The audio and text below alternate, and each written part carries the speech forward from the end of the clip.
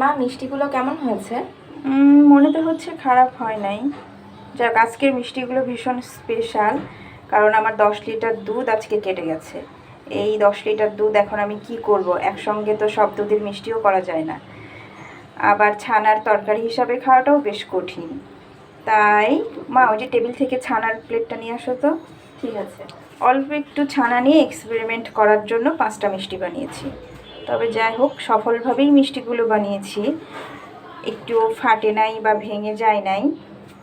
আর বাকি যাতে অল্প চিনি প্রয়োজন হয়, এজন্য আমি মিষ্টিগুলো একটু চ্যাপ্টা করে করেছি। কারণ গোল মিষ্টিগুলো তো ডুবে থাকতে বেশি শিরা লাগে, এতে চিনি আমার বেশি প্রয়োজন হবে। তাই আমি চ্যাপ্টা করে মিষ্টিগুলো করেছি, যাতে অল্প শিরাতে আমি মিষ্টিগুলো ডুবাতে পারি। এবং আমার চিনি যদি কোনো কারণে মিষ্টিগুলো তৈরি নাও হতো, তাতে চিনির অপচয়টা যাতে কম হয়। এই তো, এখানে আমার 1.5 লিটার দুধ নিয়েছি। 1.5 লিটার দুধে যতটুকু ছানা নিয়েছি, এটা এখন ছানার তরকারি করব। আর বাকি এইটুকুতে এই যে 5টা মিষ্টি করেছি।